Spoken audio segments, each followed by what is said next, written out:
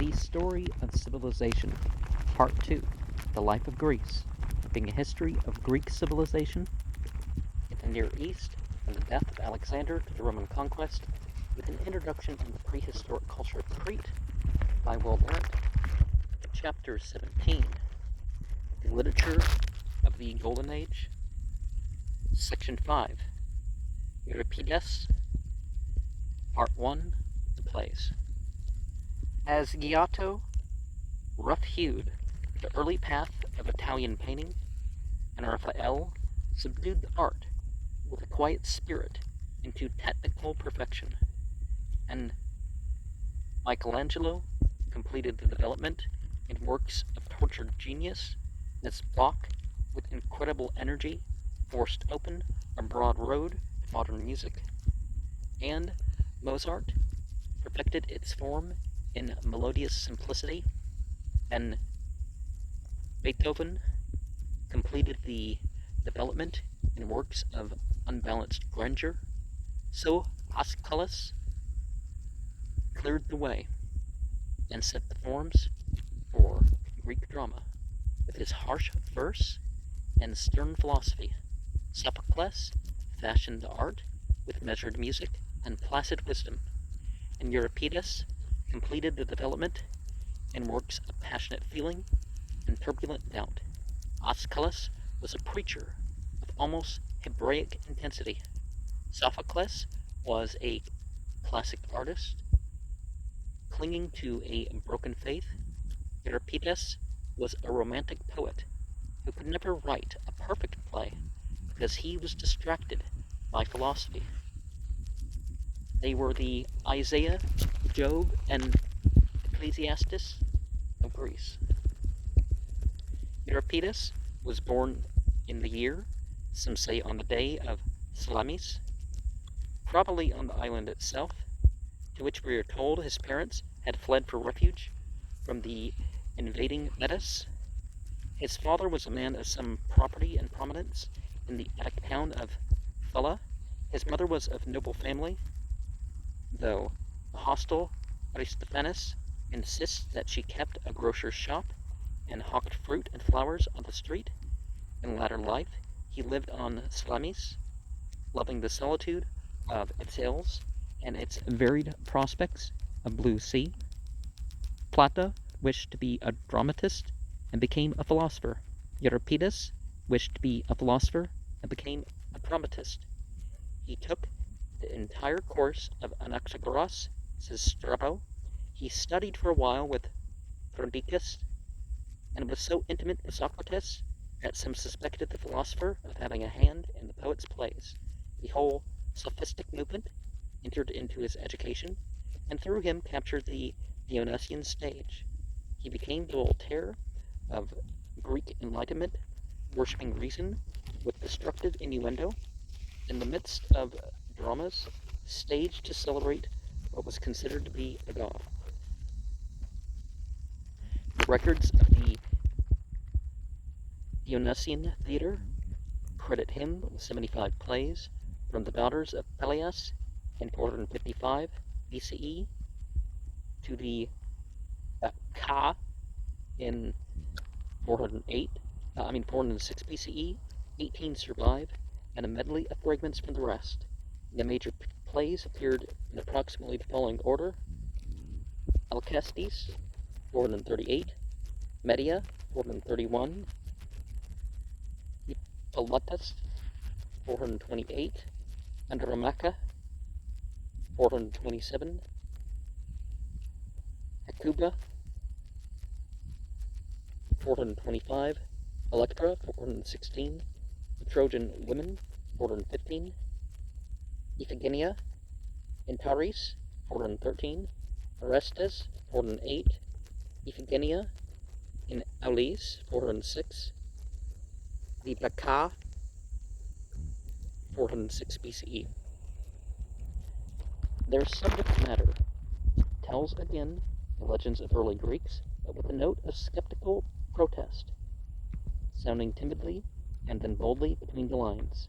The Aeon presents the reputed founder of the Ionian tribes in a delicate dilemma The oracle of Apollo declares Zethus to be his father, but Aeon discovers that he is the son of Apollo, who seduced his mother and then palmed her off on Zethus.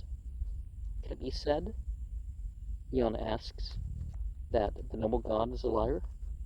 In Heracles and Alcestis, the mighty son of Zeus in Alcmena, is described as a good-natured drunkard with the appetite of Gargantua and the brains of Louis XVI.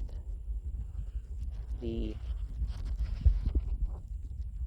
Alcestis recounts the unprepossessing story of how those considered to be gods, as a condition of allowing further life to Admetus, king of Thessalian Thera, required that some other should consent to die in his stead.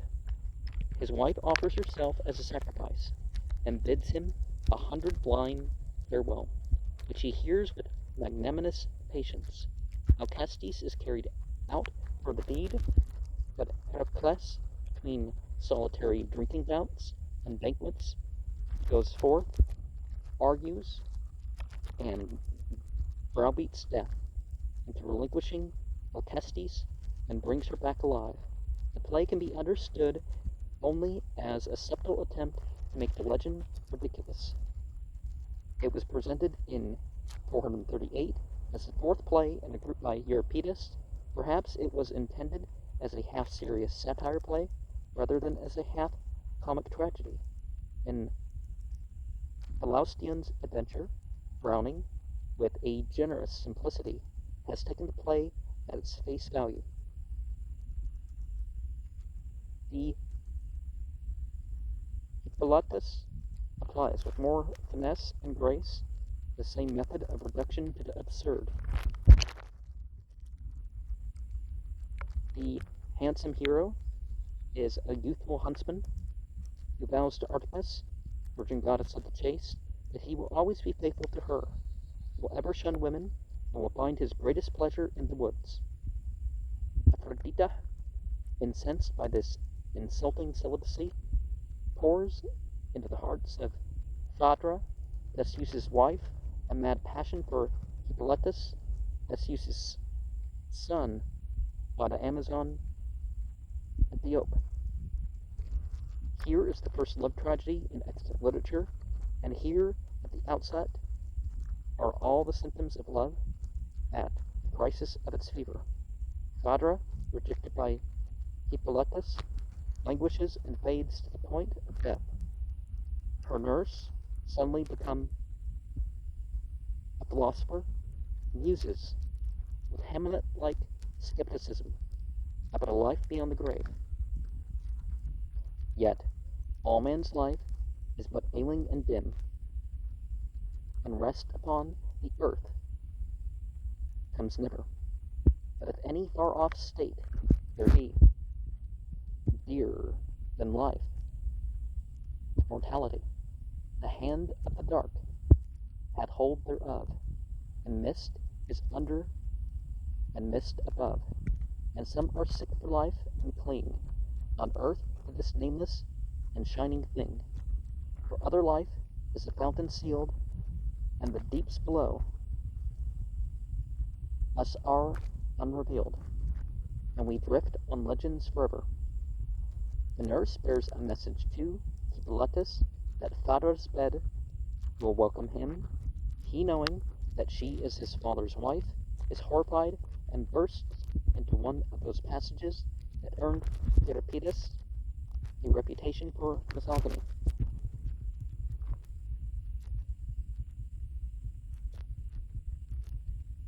O God, why hast thou made this gleaming snare, woman, to dod us on the happy earth? Was it thy will to make man? Why his birth? Through love and women. Well, just because a character says something doesn't mean that's necessarily the position of the author. Like people claim that in Surah 12, of a Quran when it's actually the disbeliever that's saying the thing, and the saying is not supported that, oh yeah, the women are really like this, right? I mean, some are, but, it's just not a statement of truth.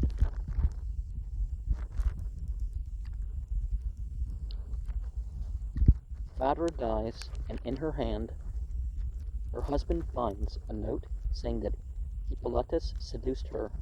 Theseus widely calls upon Poseidon to slay Hippolytus. The youth protests his innocence, but is not believed. He is driven out of the land by Theseus, and, as his chariot passes along the shore, the sea lion emerges from the waves and pursues him.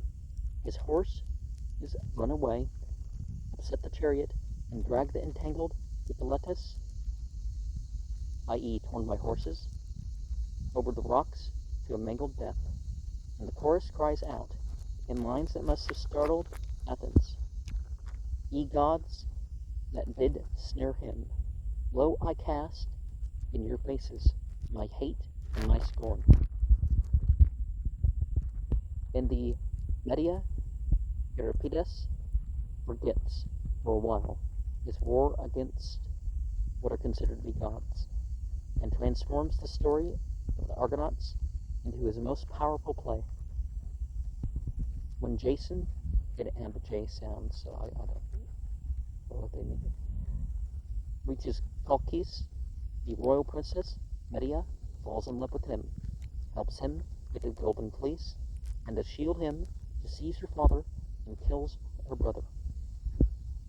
Jason vows eternal love to her, and takes her back with him to Iolcus.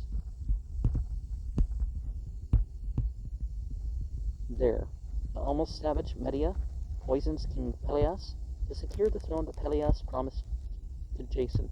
Since the law of Thessaly forbids him to marry a foreigner, Jason lives with Medea in unwedded love and has 2 children by her, but in time he tires of her barbarian intensity, looks about him for a legal wife and heir, and proposes to marry the daughter of Creon, king of Corinth. Durant accepts him and exiles Medea. Medea, brooding upon her wrongs, speaks one of the famous passages of Euripides in defense of women. And see another case of illustrating what's going on, rather than saying that the position of the character speaking such things is necessarily the thing. Although it's sort of different when we talk about plays. Of all things upon earth that bleed and grow, an herb most bruised is woman. We must pay our store of gold, hoarded for that one day, to buy us some man's love, and lo, they bring the master of our flesh. There comes the sting of the whole shame, and then the jeopardy. For good or ill, what shall that master be? Home never taught her that. How best to guide? Toward peace the thing that sleepeth at her side, and she who laboring long shall find some way, whereby her lord may bear with her, nor fray his yoke too fiercely. Blessed is the breath that woman draws, else let her pray for death.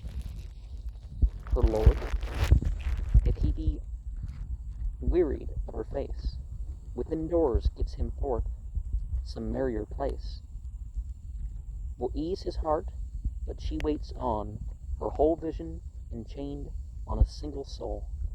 And then they say, 'tis they that face the call of war, while we sit sheltered, hid from all peril, false mocking.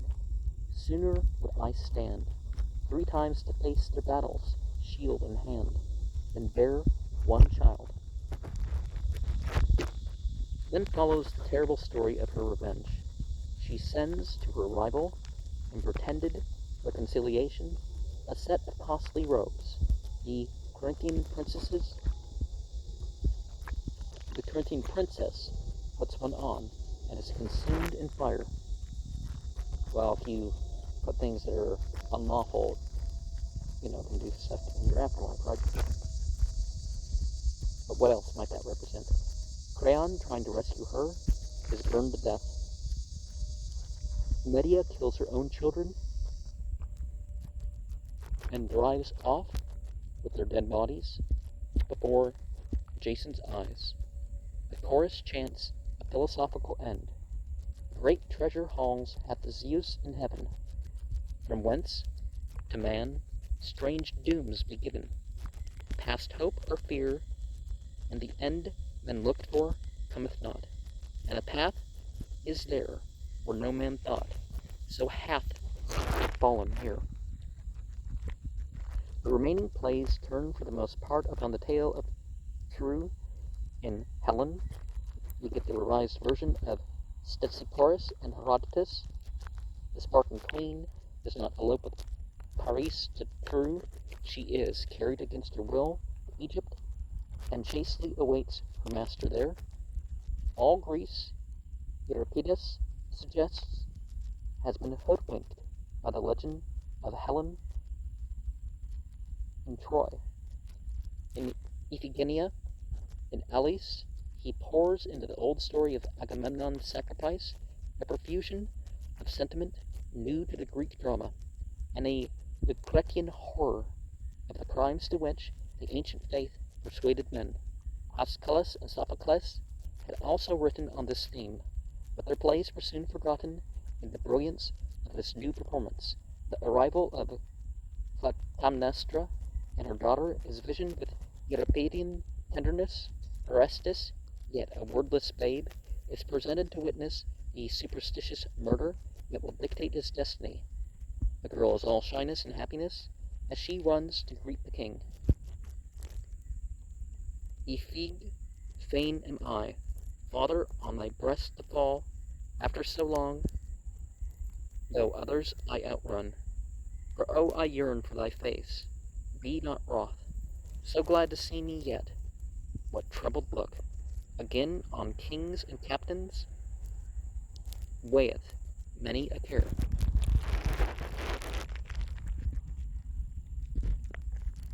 Iphig, this hour be mine, this one, yield not to care. Agam says, yea, I am all thine now, my thoughts stray not. Iphig says, and yet, thine eyes are welling tears.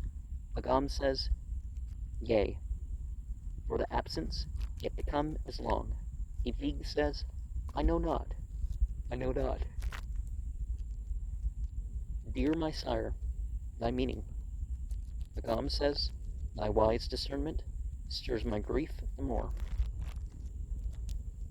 Iphig says, so may I please thee, folly will I talk. When Achilles comes, she finds that he knows nothing of their supposed marriage. Instead, she learns that the army is impatient for her sacrifice. She throws herself at Agamemnon's feet and begs for her life. I was thy firstborn first. I called thee sire, and set thy child upon thy knees the first, and we exchanged sweet charities of life. And this was thy discourse with me, my child. Shall I behold thee happy in the home of thy liege lord and husband as befits, and nestling in the beard which now I clasp, a suppliant I made answer unto thee. I too will welcome thee, when grey with years, in the sweet shelter of my home, my sire, and with fond fostering recompense thy love. Such were our words, which I remember well. But thou forgettest, and wouldst take my life. Clytemnestra denounces Agamemnon's surrender to a savage ritual, and utters a threat that contains many tragedies. Constrain me not to turn traitress to thee. She encourages Achilles' attempt to rescue the girl, but Iphigenia, changing her mood, refuses to escape. Hear the thing that flashed upon me, mother, as I thought hereon. Lo, I am resolved to die, and fain am I that this be done. Gloriously that I thrust ignoble thoughts away, unto me almighty Hellas looks, I only can bestow boons upon her, sailing of her galleys, Phrygia's overthrow, safety for her daughters, from barbarians in the days to come, that the ravisher no more may snatch them from a happy home. When the penalty is paid for Paris's outrage, Helen's shame, all this great deliverance I in death shall compass, and my name, as the one who gave Hellas freedom, shall be blessing crowned. When the soldiers come for her, she forbids them to touch her, and moves of her own accord to the sacrificial pyre. In the Hecuba, the war is over. True has been taken, and the victors are apportioning the spoils. Hecuba, widow of King Priam, sends her youngest son, Polydorus, with a treasure of gold to Priam's friend, Polymnestor, king of Thraca. But Polymnestor, thirsting for gold, slays the boy and throws his corpse into the sea. It is cast up on the shores of Ilion and is brought to Hecuba. Meanwhile, the shade of dead Achilles holds the winds from blowing the Greek fleet homeward till he has received in human sacrifice the fairest of Priam's daughters, Polyxena, the Greek herald. Talthubius comes to take the girl from Hecuba, finding her prostrate, disheveled, and distraught, who had so recently been a queen. He utters some lines of Euripidean doubt. What shall I say, Zeus, that thou lookest on men?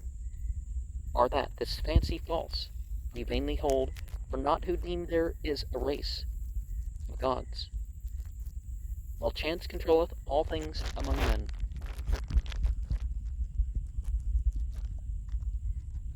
Was it Plato? Well, that's not how you say it, but was it Plato that talked about the so-called gods, that they're taken as gods because just compared to humans? Basically, the jinn. Well, he says elementals, but elementals, the planetary, the celestials. It doesn't matter what the jinn is, a jinn of the gendered beings. The non-physically incarnated gendered beings. The next act of the composite drama takes the form of the Trojan women. It was produced in 415, shortly after the Athenian destruction of Melos, 416 BCE, and almost on the eve of the expedition that aimed to conquer Sicily, or the Athenian Empire. It was at this moment that Euripides, shocked by the massacre in Melos and by the brutal imperialism of the proposed attack upon Syracuse, dared to present a powerful plea for peace, a brave portrayal of victory from the standpoint of the defeated, the greatest denunciation of war in ancient literature. He begins where Homer ends, after the capture of Crew. The Trojans lie dead after a general slaughter, and their women, bereaved to madness, pass down from their ruined city to be the concubines of the victors. Hecuba enters with her daughters, Andromache and Cassandra. Polyxena has already been sacrificed, and now Talthubius comes to lead Cassandra to Agamemnon's tent. Hecuba falls to the ground in grief. Andromache tries to console her, but she too breaks down as, clasping the little prince Astyanax to her breast, she thinks of his dead father. Andromache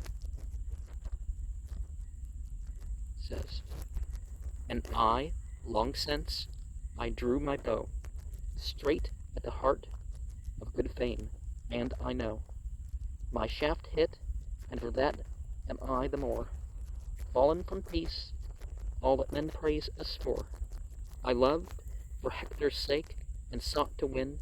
I knew that always be there hurt therein, or utter innocence to roam abroad, hath ill report for women, so I trod down the desire thereof, and walked my way in mine own garden, and light words, and gay joys. Parley the women never passed my door, the thoughts of mine own heart I craved no more. Spake with me, and I was happy constantly. I brought fair silence and a tranquil eye for Hector's greeting, and watched well the way of living, where to guide, and where obey. One night men had said it maketh tame a woman in a man's arms. Oh shame, shame! What woman's lips can so forswear her dead, and give strange kisses in another's bed? Why not a dumb beast, not a colt will run, and the yoke untroubled, when her mate is gone? O my Hector, best beloved, that being mine, wast all in all to me, my prince, my wise one, O my majesty! Of valiance no man's touch had ever come near me, when thou from out my father's home didst lead me and make me thine. And thou art dead, and I war flung to slavery, and the bread of shame in Hellas over bitter seas. And rather than plays, one wonders if parts of the Bible and the Vedas and some of these other things were likewise retold and retold and retold until there was a favorite version that was taken as scripture. Hecuba, dreaming of some distant revenge, bids Andromache accept her new master graciously, that he may allow her to rear Astyanax, and that Astyanax may some day restore the house of Priam and the splendor of Tru. But the Greeks have thought of this too, that Cal the Bias comes to announce that Astyanax must die. 'Tis their way, 'tis their will, thy son, from this crested wall of Tru, be dashed to death. He tears the child from his mother's arms, and Andromache, holding it for last moment, bids it an hysterical farewell. Go die, my best beloved, my cherished one, in fierce men's hands, leaving me here alone. Thy father was too valiant, that is why they slay thee, and none to pity thee. Thou little thing that curlest in my arms, what sweet scents cling all round thy neck? Beloved, can it be all nothing that this bosom cradled thee, and fostered all the weary nights wherethrough I watched upon thy sickness till I grew wasted with watching? Kiss me this one time, not ever again put up thine arms and climb about my neck. Now kiss me, lips to lips. O ye have found an anguish that outstrips all tortures of the East, ye gentle Greeks. Quick, take him, drag him, cast him from the wall. If cast ye will, tear him, ye beasts, be swift. God hath undone me, and I cannot lift one hand, to save my child from death. She becomes delirious, and swoons. Soldiers carry her away. Menelaus appears, and bids his soldiers bring Helen to him. He has sworn that he will kill her, and Hecuba is comforted at the thought that punishment is at last to find Helen. I bless thee, Menelaus, I bless thee, if thou wilt slay her. Only fear to see her visage, lest she snare thee, and thou fall. Helen enters untouched and unafraid, proud in the consciousness of her beauty. Hecuba says, And comest thou now forth, and hast decked thy bosom and thy brow, and breathest with thy lord the same blue air? Thou evil heart, low, low, with ravaged hair, rent raiment, and flesh shuddering, and within O shame at last, not glory, for thy sin. Be true, O king, let Hellas bear the crown of justice. Slay this woman, and allows peace, aged woman, peace to the soldiers. Have some chambered galley set for her, where she may sail the seas. Hecuba says, a lover once will always love again. As Helen and Menelaus leave, Talthybius returns, and bearing the dead body of Astyanax, Talth and Andromache, hath charmed these tears into mine eyes, weeping her fatherland as o'er the wave. She gazed, speaking words to Hector's grave. Howbeit she prayed us that due rites be done for burial of this babe. And in thine hands she bade me lay him, to be swathed in bands of death and garments. Hecuba takes the body. Hecuba says, ah, what a death hath found thee, little one. Ye tender arms, the same dear mould have ye as his, and dear proud lips so full of hope, and closed for ever what false words ye said at daybreak when ye crept into my bed, called me kind names, and promised, grandmother, when thou art dead, I will cut close my hair, and lead out all the captains to ride by thy tomb. Why didst thou cheat me so?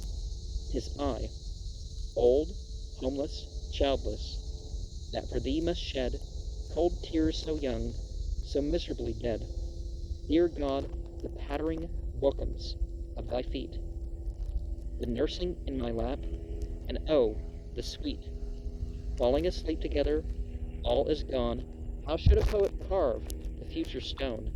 To tell thy story true, there lieth here a babe whom the Greeks feared, and in their fear slew him. Nay, Greece will bless the tale it tells. Ah, vain is man, who glorieth in his joy and hath no fears, while to and fro the chances of the years dance like an idiot in the wind. She wraps the child in the burial garments, glory of Phrygian raiment, which my thought kept for thy bridal day, with some far sought Queen of the East holds thee for evermore. In the Electra the ancient theme is far advanced. Agamemnon is dead, Orestes is in Phasis, and Electra has been married off by her mother to a peasant whose simple fidelity and awe of her royal descent survive her brooding negligence of him. To her wondering will, Orestes never finds her. Orestes comes, hidden by Apollo himself. Euripides drives this point home. To avenge Agamemnon's death, Electra stirs him on. If he will not kill the murderers, she will. The lad finds Aegisthus and slays him, and then turns upon his mother. Clytemnestra is here a subdued and aging woman, gray-haired and frail, haunted by the memory of her crimes, at once fearing and loving the children who hate her, asking but not begging for mercy, and half reconciled to the penalty of her sins. When the killing is over, Orestes is overcome with horror. Sister, touch her again. O veil the body of her. Shed on her raiment fair, and close that death-red stain. Mother, and didst thou bear in thy bitter pain to life thy murderer. The final act of the drama in Euripides is called Iphigenia in Tauris, i.e.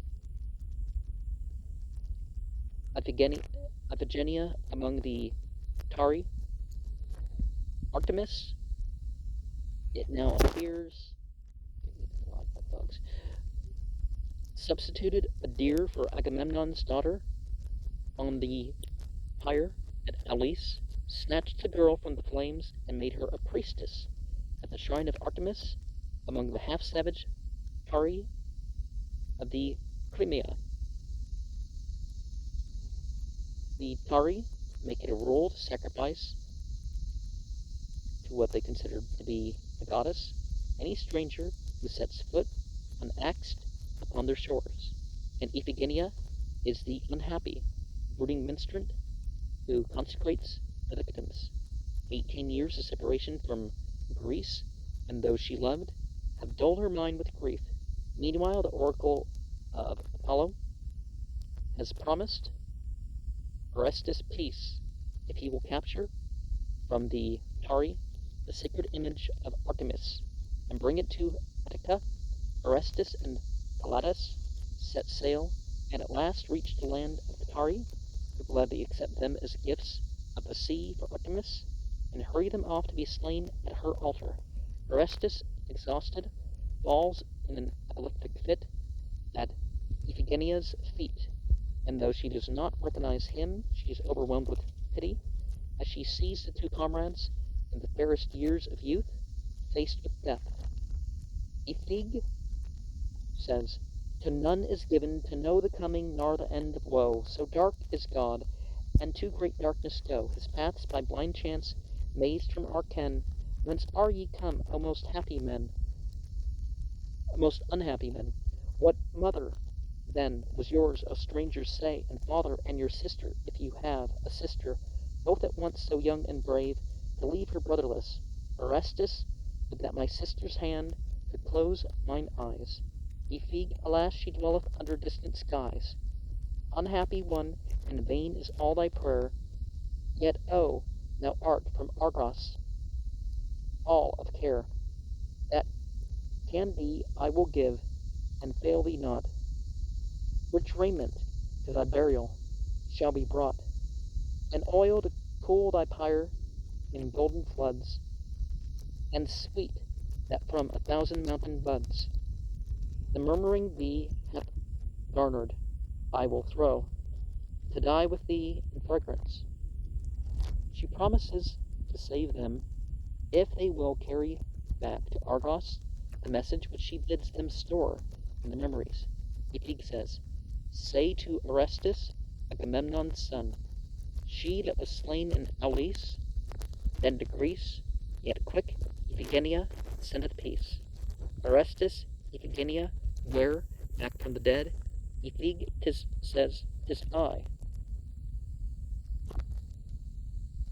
But speak not, lest thou break my thread.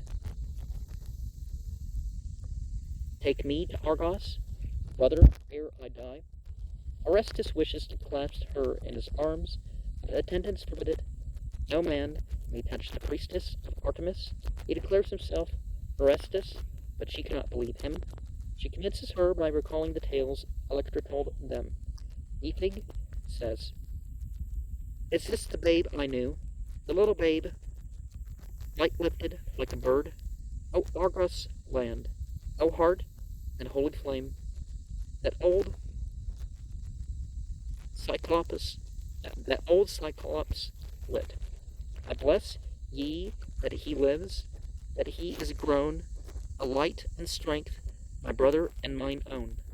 I bless your name for it." They offer to rescue her, and in turn she helps them to capture the image of Artemis.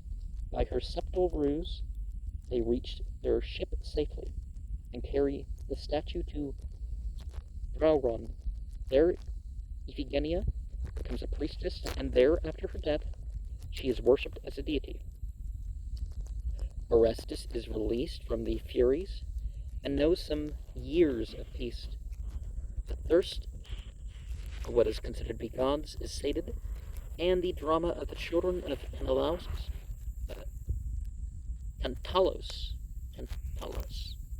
is complete. Section 2, the dramatist.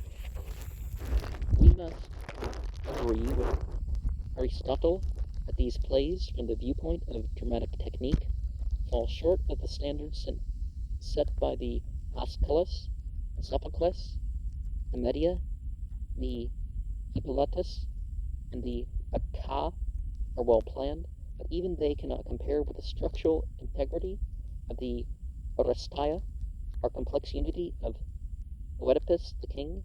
Instead of plunging at once into the action and explaining its antecedents, gradually and naturally, in the course of the story, Euripides employs the artificial expedient of a pedagogical prologue, and worse still, puts it sometimes into the mouth of what's considered to be a god. Instead of showing us the action directly, which is the function of drama, he too often introduces a messenger to describe the action, even when no violence is involved. Remember, at the time at least, they weren't allowed to depict the violence itself. Instead of making the chorus a part of the action, he transforms it into a philosophical aside, or uses it to interrupt the development with lyrics, always beautiful, but often irrelevant.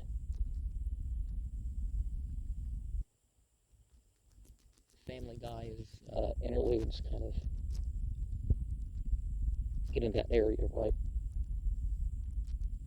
Instead of presenting ideas through action, he sometimes displaces action with ideas and turns the stage into a school for speculation, rhetoric, and argument. Too often his plots depend upon coincidences and recognition. Though these are well arranged and dramatically presented, most of the plays, like a few by his predecessors, end with intervention by the deus ex machina, a god from the crane, a device that can be forgiven only on the assumption that for Euripides, the real play ended before this theophany, and the god was let down to provide the orthodox with a virtuous conclusion to what would otherwise have been a scandalous performance. So it's like Springer or South Park in that way. I don't know if this our shows like Springer. I'm not sure. Springer was on for a long time. I didn't watch the show, but I mean, I did see some parts of some shows, but because people watch it all over the place, so you're exposed to it. Same thing with these other references. With such prologues and epilogues, the great humanist won the privilege of presenting the heresies on the stage. In general, I avoid that sort of thing entirely, and you should too. I mean, the sort of thing that, they throw in a moral at the end, so you're worse than wasting your time. Television, can be justified, but it's not, The material, like the form, is a medley of genius and artifice. Euripides is above all sensitive, and as every poet must be, he feels the problems of mankind intensely, and expresses them with passion. He is the most tragic and the most human of all dramatists, but his feeling is too frequently, sentimentally. His droppings of warm tears are too easily released. He loses no chance to show a mother parting from her children, and wrings all possible pathos out of every situation. These scenes are always moving, and sometimes are described with a power unequaled in tragedy before our sense, but they descend occasionally to melodrama and a surfeit of violence and horror, as at the close of the Medea, Euripides is the Byron and Shelley and Hugo of Greece, a romantic movement in himself. The Ordo Templi Astartes, Church of Hermetic Sciences, follows a sort of romantic spirit more than just a pure techno-paganism. So, same type of thing, I guess. He easily surpasses his rivals in the delineation of character. Psychological analysis replaces with him even more than with Sophocles the operation of destiny. He is never weary of investigating the morals and motives of human conduct. He studies a great variety of men, from Electra's peasant husband to the kings of Greece and Peru. No other dramatist has drawn so many types of women, or drawn them with such sympathy. Every shade of vice and virtue interests him, and is realistically portrayed. Aeschylus and Sophocles were too absorbed in the universal and eternal to see the temporal and the particular clearly. They created profound types, but Euripides creates living individuals. Neither of the older men, for example, realized Electra so vividly.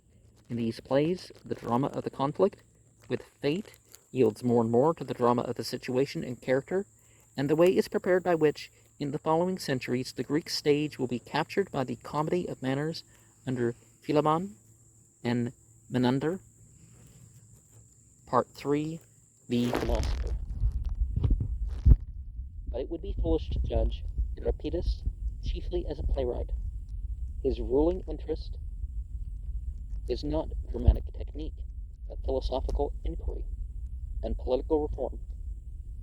He is the son of the Sophists, the poet of the Enlightenment, the representative of the radical younger generation that laughed at the old myths, flirted with socialism, and called for a new social order in which there should be less exploitation of man by man, of women by women, and of all by the state. It is for these rebel souls that Euripides writes. For them. He adds his skeptical innuendos and inserts 1,000 heresies between the lines as supposedly religious plays. He covers his tracts with pious passages and patriotic odes. He presents a sacred myth so literally that its absurdity is manifest, and yet his orthodoxy cannot be impeached.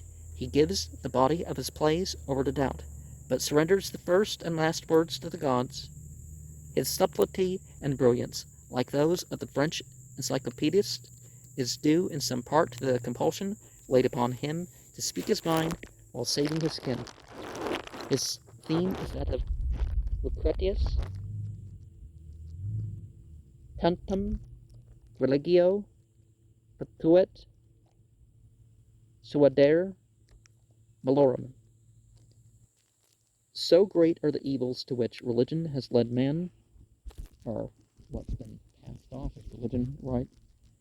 Oracles that breed violence upon violence, myths that exalt immorality with benign example, and shed supernatural sanctions upon dishonesty, adultery, theft, human sacrifice, and war.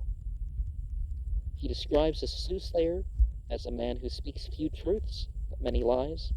He calls it sheer folly to chart the future from the entrails of birds, other such oracles, right?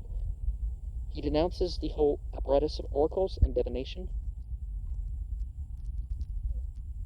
Above all, he resents the immoral implications of the legends. Men shall know there is no God, no light, in heaven if wrong to the end shall conquer right. Say not, there be adulterers in heaven, nor prisoner gods and gaolers long ago. My heart hath named it vile, and shall not alter. These tales be false, false as those feastings wild, of Tantalus, and gods that tear a child. This land of murderers to its gods hath given its own lust, evil dwelleth not in heaven. All these are dead, unhappy tales of minstrelsy. Sometimes such passages are softened with hymns to Dionysus, are psalms of pantheistic piety. But occasionally a character extends the Euripidean doubt to all the gods. Does someone say that there be gods above? There are not. No, there are not. Let no fool, led by the old false fable, thus deceive you. Look at the facts themselves, yielding to my words. No undue credence, for I say that kings kill, rob, break oaths, lay cities waste by fraud, and doing thus are happier than those who live calm, pious lives day after day. He begins his lost Elenipa with a startling couplet. O Zeus, if there be a Zeus, for I know of him only by report. Whereupon the audience, we are told, rose to its feet in protest, and he concludes, the gods, too, whom mortals deem so wise, are nothing clearer than some winged dream, and all their ways like man's ways, but a stream of turmoil. He who cares to suffer least, nor blind as fools are blinded by a priest, goes straight to what death those who know him know. there was a neighbor that was pleased because of the problems I found with religion. But religion trying to get you to do stuff, even if it's obviously the right thing, oh, he had problems with that, right? The fortunes of men, he thinks, are the result of natural causes, are of aimless chance. They are not the work of intelligent supernatural beings. He suggests rational explanations of supposed miracles. Alcestis, for example, did not really die but was sent off to burial while still alive. Heracles caught up with her before she had time to die. He does not clearly tell us what his belief is, perhaps because he feels that the evidence does not lend itself to clear belief, but his most characteristic expressions are those of the vague pantheism that was now replacing polytheism among the educated Greeks. Thou, deep base of the world, and thou, high throne, above the world, whoever thou art unknown, and hard as surmise, chain of things that be, our reason of our reason, God to thee. I lift my praise, seeing the silent road that bringeth justice ere the end be trod, to all that breathes and dies. Social justice is the minor theme of his songs. Like all sympathetic spirits, he longs for a time when the strong will be more chivalrous to the weak, and there will be an end to misery and strife, even in the midst of war, with all its compulsion to a patriotic belligerency. He presents the woes and horrors of war with unsparing realism. How are ye blind, ye treaders down of cities, ye that cast temples to desolation, and lay waste tombs, the untrodden sanctuaries, where lie the ancient dead, yourselves, so soon to die. He gnaws his heart out at the sight of Athenians fighting Spartans for half a century, each enslaving the other, and both killing off their best. And he indites in a late play a touching apostrophe to peace.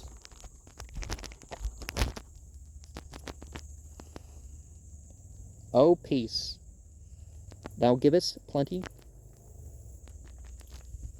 as from a deep spring. There is no beauty like unto thine. No, not even among the blessed gods. My heart yearneth within me, for thou tarriest. I grow old, and thou returnest not. Shall weariness overcome mine eyes before they see thy bloom and thy comeliness? When the lovely songs of the dancers are heard again, and the thronging feet of them that wear garlands, shall gray hairs and sorrow have destroyed me utterly? Return thou, Holy One, to our city. Abide not far from us, thou that quenchest wrath.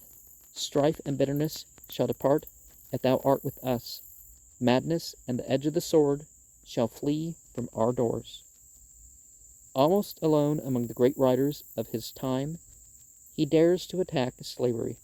During the Peloponnesian War, it became obvious that most slaves were such not by nature, but by the accidents of life. He does not recognize any natural aristocracy.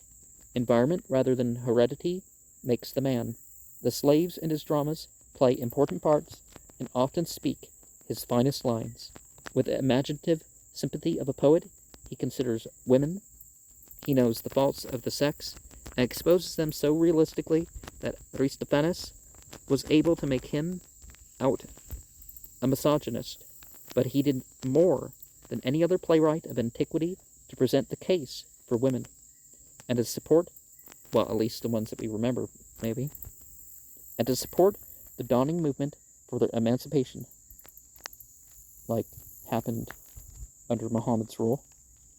Some of his plays are almost modern, post-Ibsen studies in the problems of sex, even of sexual perversion. He describes men with realism, but women with gallantry. The terrible Medea gets more compassion from him than he accords to the heroic but unfaithful Jason. He is the first dramatist to make a play turn upon love. His famous ode to Eros in the lost Andromeda was mouthed by thousands of young Greeks. O love, our Lord, of gods and men the King, either teach not how beauteous beauty is, or help poor lovers whom like clay thou moldest, through toil and labor to a happy end.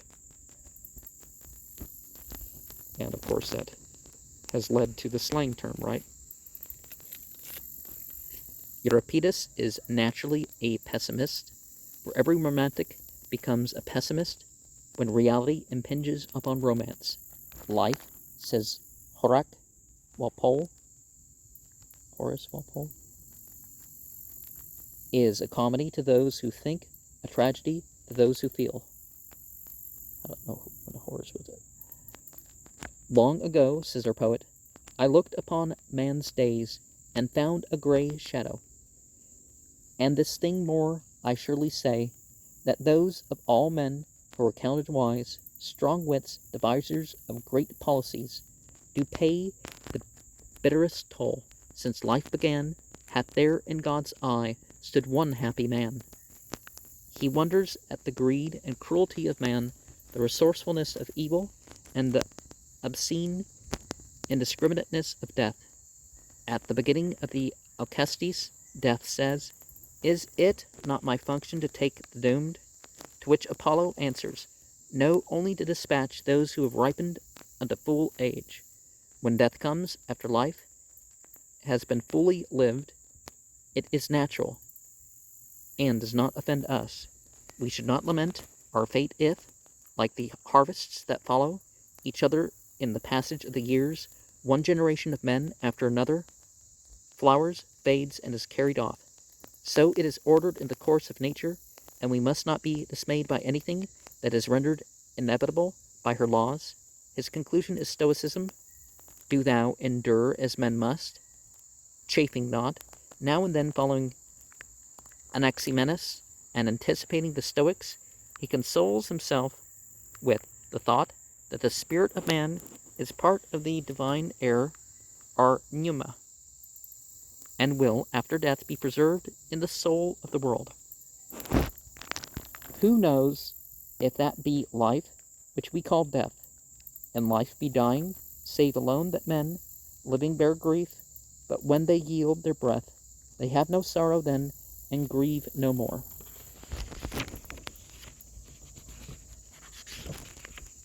Part 4.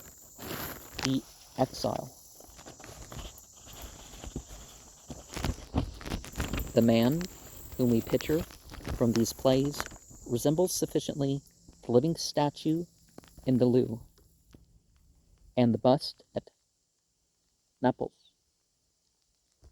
to let us believe that these are faithful copies of authentic Greek originals. The bearded face is handsome, but overwrought with meditation, and softened with a tender melancholy. His friends agreed with his enemies that he was gloomy, almost morose, not given to conviviality or laughter, and spending his latter years in seclusion of the island home. He had 3 sons and derived some happiness from their childhood. He found solace in books and was the first private citizen in Greece, so far as we know, to collect a substantial library. There had already been royal or state libraries in Greece, as we have seen, and such collections in Egypt can be traced back to the 4th dynasty. A Greek library consisted of scrolls arranged in pigeonholes or in a chest. Publication meant that an author had allowed his manuscript to be copied, and that the copies to be circulated. Thereafter, further copies could be made without permission or copyright. Copies of popular works were numerous and not costly. Plato tells us in the Apology that Anaxagoras' treatise on nature could be bought for a drachma, so about $1 in 1938, more than a day's pay for some people. Athens, in the age of Euripides, became the chief center of the book trade in Greece. He had excellent friends, including Protagoras and Socrates. The latter, who ignored the other dramas, said that to see a play by Euripides, he would walk to the Piraeus, a serious matter for a stout philosopher. The younger generation of emancipated souls looked up to him as their leader. But he had more enemies than any other writer in Greek history. The judges, who felt themselves bound, presumably, to protect religion and morals from his skeptical arrows, crowned only 5 of his efforts with victory. Even so, it was liberal of the Archon Basileus, okay, Basileus, to admit so many Euripidean plays to a religious stage. Conservatives in all fields looked upon the dramatist as responsible, with Socrates, for the growth of unbelief among Athenian youth. Well, teach people to have experience. Like in the Islamic world, one of the things that holds things back is there's a push in some fields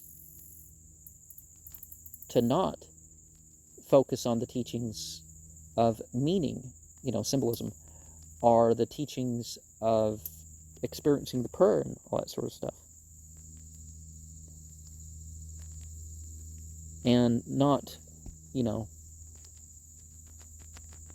telling people how to use philosophy to support their belief. Aristophanes declared war upon him at the outset of the Acarnanians, satirized him with hilarious caricature in the Thesmophoriazusa, and in year after the poet's death continued the attack. And the frogs, nevertheless, we are told, the tragic and the comic dramatist were on friendly terms to the end. As for the audience, it denounced his heresies and crowded to his plays, when at line 612 of the Hippolytus, the young hunter said, "My tongue hath sworn, but my mind remains unbound." The crowd protested so loudly against what seemed to be an outrageously immoral proposition that Euripides had to rise in his seat and comfort them with the assurance that Hippolytus would suffer edifyingly before the story closed, a safe promise for almost any character in Greek tragedy. About 410 BCE, he was indicted on a charge of impiety, and soon afterwards, Agianan brought against him another suit involving much of the poet's fortune, and adduced Hippolytus's line as proof of Euripides' dishonesty. Both accusations failed, but the wave of public resentment that met the Trojan women, again, they don't have a J in that language, so is it Troyan or is it Truan? Because O-Y or O-U would be a longer O sound. Led Euripides to feel that he had hardly a friend left in Athens. Even his wife, it is said, turned against him because he could not join in the marital enthusiasm of the city. In 408 BCE, at the age of 72, he accepted the invasion of King Archelaus to be his guest in the Macedonian capital at Pella under the protection of this Frederick, who had no fears for the orthodoxy of his people. Euripides found peace and comfort. There he wrote the almost idyllic Iphigenia in Aulis, and the profound religious play, the Ka. 18 months after his arrival, he died, attacked and dismembered as pious Greeks by the royal hounds.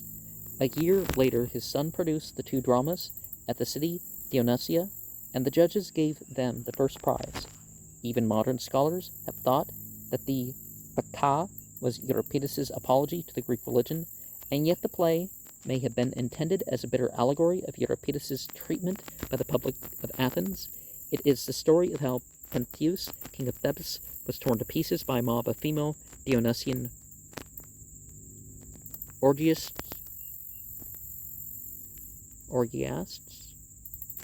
led by his own mother, Agave, because he had denounced their wild superstition and intruded upon their revelry. Is it Agave? Because I don't think there's a V in that language. So it was no invention The tale belonged to the religious tradition.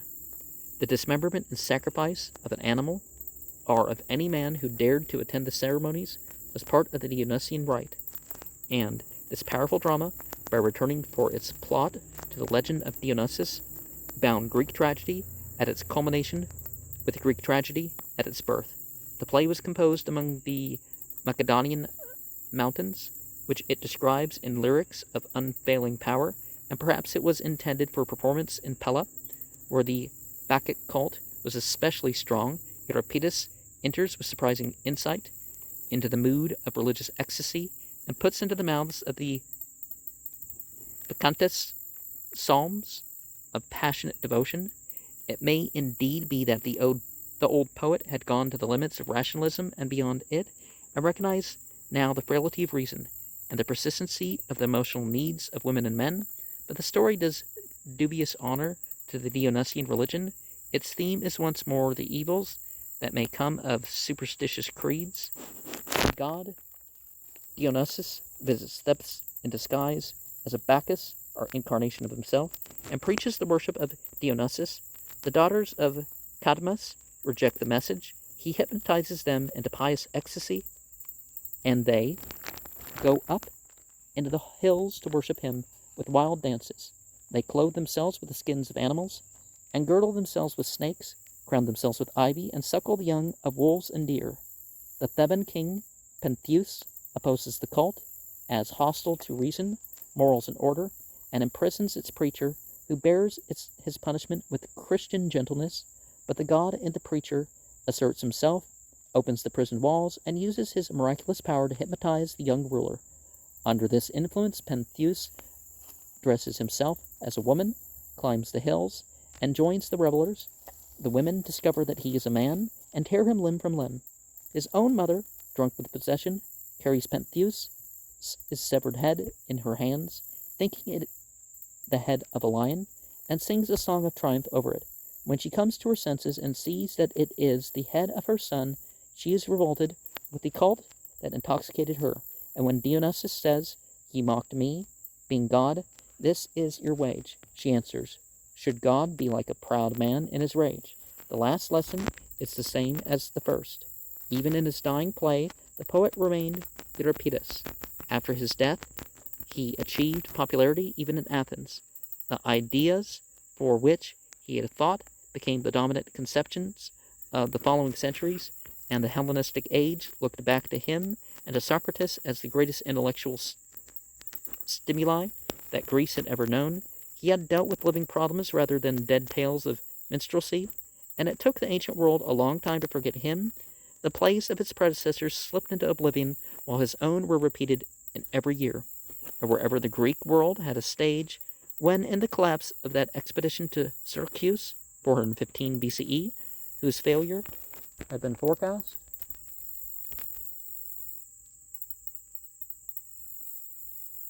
in the Trojan women, the captive Athenians faced a living death as chained slaves in the quarries of Sicula. Those were given their freedom, Plutarch tells us, who could recite passages from the plays of Euripides. The new comedy molded itself upon his dramas and grew out of them. One of its leaders, Philemon, said, "If I were sure that the dead have consciousness, I would hang myself to see Euripides." The revival of skepticism, liberalism, and humanitarianism in the 18th and 19th centuries made Euripides almost a contemporary figure, more modern than Shakespeare. All in all, only Shakespeare has equaled him, and Goethe did not think so.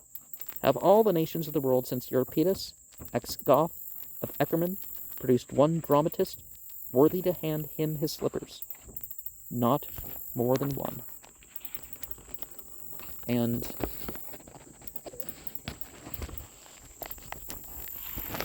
there are limits to fiction. I will give it that.